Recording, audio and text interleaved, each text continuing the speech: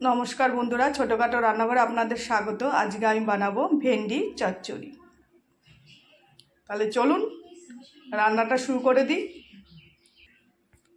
এদিকে ভেন্ডি চচ্চড়ি রান্না করার জন্য মশলা নিয়ে নিয়েছি পেঁয়াজ, আদা, রসুন। এই পেঁয়াজ, রসুন, টমেটো, সরষে আর কাঁচা লঙ্কা, এই দিয়ে আজকে আমি ভেন্ডির চচ্চড়ির রেসিপিটা বানাবো। প্রথমে আমি মশলাটা পেস্ট করে নেব। এদিকে আমি কড়াই গরম করতে দিয়ে দিয়েছি, দিয়ে দেবো পরিমাণ মতো তেল। পরিমাণ মতো তেল দিয়ে দেবো ভেন্ডি চচ্চড়ি রান্না করার জন্য।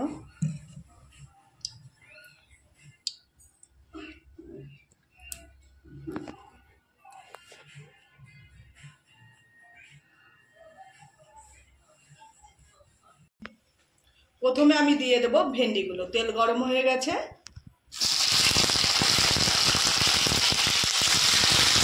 ভেন্ডি আমি হালকা করে ভেজে নিয়েছি। এবার দিয়ে দেবো পরিমাণ মতো লবণ,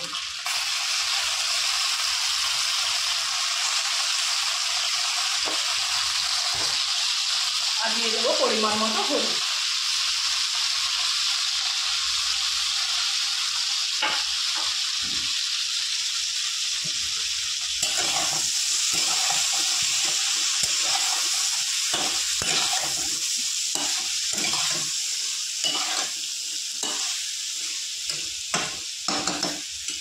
এবার যে মশলার পেস্টটা আমি বানিয়ে রেখেছিলাম সেটা দিয়ে দেবো। এখানে সর্ষে, কাঁচা লঙ্কা, টমেটো আর কয়েকটা রসুন আছে।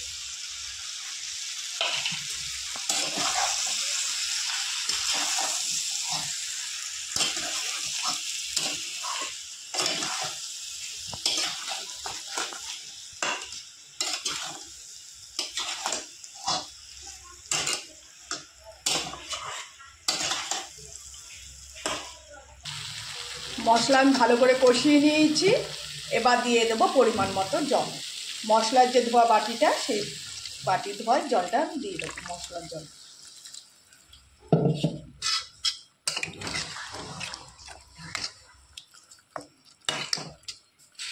দিয়ে দিয়েছি পরিমাণ মতো জল।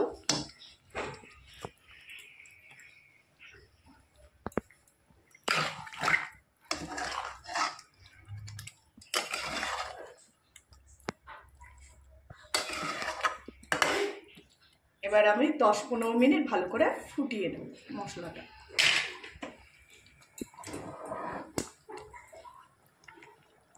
আর ভেন্ডি চচ্চড়ি রান্না করতে বেশি টাইম লাগে না। ঝোলটা ফুটে আসলেই, মাখা মাখা হয়ে গেলেই, মাখা মাখা হয়ে আসলেই নামিয়ে নেব। ভেন্ডি চচ্চড়ি প্রায় আমার হয়ে এসছে। এবার নামানোর আগে দিয়ে দেবো স্বাদের জন্য একটু চিনি। একটু মিষ্টি মিষ্টি হলে এই ভেন্ডি চচ্চড়ি খেতেও ভালো লাগে। আর দিয়ে দেবো ধনেপাতা কুচি।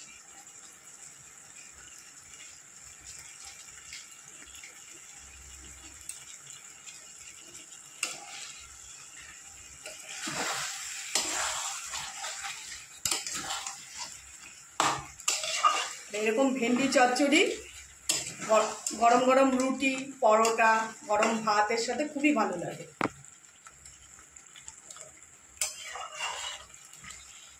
বন্ধুরা, ভেন্ডি চচ্চড়ি আমার হয়ে গেছে। এবার আমি নামিয়ে নেব। বন্ধুরা, এই হচ্ছে আজকে আমার ভেন্ডি চচ্চড়ি রেসিপি। যদি ভালো লেগে থাকে একটা লাইক, কমেন্ট, শেয়ার করে দেবেন আর চ্যানেলটি সাবস্ক্রাইব করে দেবেন। আর কমেন্টে জানাবেন রেসিপিটি কেরম লাগলো। আর এই গরমে ভালো থাকবেন, সুস্থ থাকবেন। নমস্কার।